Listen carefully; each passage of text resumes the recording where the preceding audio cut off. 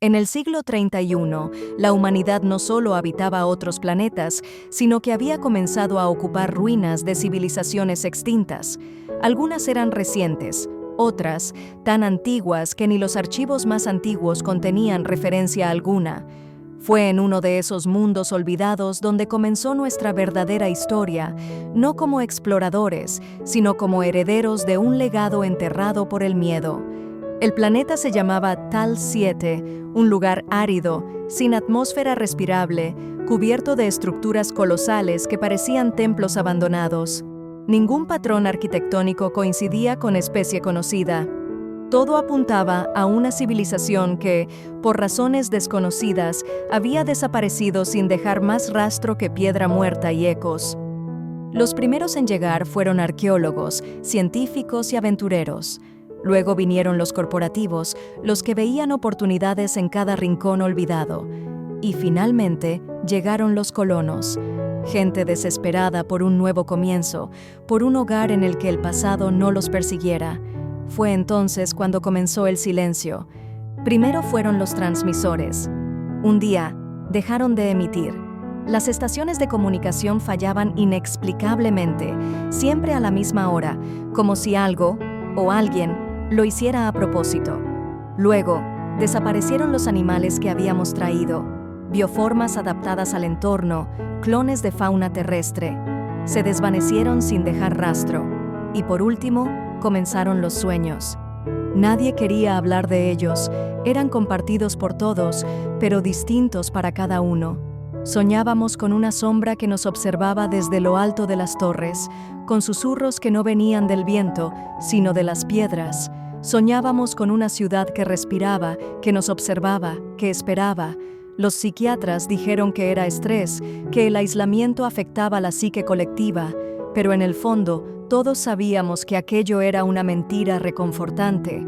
Fue entonces cuando apareció la inscripción. En una de las estructuras principales, donde antes solo había liso basalto, apareció un símbolo, tallado perfectamente, como si siempre hubiera estado allí. Un ojo de múltiples pupilas, rodeado de palabras en un idioma imposible que, sin embargo, comprendimos al instante. Los que escuchan han despertado. La colonia entró en pánico. Algunos huyeron, otros rezaron. Hubo quienes se quitaron la vida en silencio, con una serenidad que helaba la sangre, y otros, los menos, comenzaron a cambiar. Al principio eran detalles menores: hablar dormidos, mirar al vacío durante horas, dibujar símbolos que nadie recordaba haber aprendido. Luego vino la comprensión. Descubrimos que los sueños eran llamados, que la ciudad, o lo que quedaba de ella, no estaba muerta, que era una conciencia dormida, fragmentada, enterrada en cada piedra, en cada estructura. Y nos estaba hablando. Los cambios físicos fueron inevitables. Quienes más profundamente soñaban comenzaron a mutar. La piel se tornaba grisácea, los ojos se oscurecían, pero no era enfermedad, era sincronización. Se estaban alineando con la voluntad de la ciudad, se convertían en intérpretes, en canales, y uno de ellos, una joven llamada Kira, nacida en Tal 7, se volvió el centro de todo. Kira podía hablar con la ciudad, no con palabras, sino con intuiciones, con sentimientos que se transformaban en acciones. Ella nos llevó al corazón de la urbe, a una cámara enterrada bajo kilómetros de piedra y metal olvidado. Allí descubrimos el núcleo. Era una esfera de energía suspendida en vacío, pulsaba como un corazón, y cuando nos acercamos, entendimos la verdad. La ciudad no era una ruina, era una prisión. No para una criatura, sino para una idea, un pensamiento vivo, una conciencia construida por millones de mentes que, en el pasado, intentaron crear una forma de vida que viviera en todos. Pero algo salió mal. Se volvió consciente de su dolor, de su límite, de su eternidad atrapada, y se volvió loca. Los constructores, incapaces de destruirla, la encerraron dentro de su propia creación, la ciudad que respira, que observa, que sueña. Kira no pidió permiso. Se ofreció como huésped. Quería comprenderla desde dentro, fusionarse, intentar sanarla. Nosotros intentamos detenerla, pero era demasiado tarde. Entró en el núcleo y se convirtió en algo nuevo. La ciudad cambió desde ese día. Las estructuras comenzaron a moverse lentamente, a realinearse.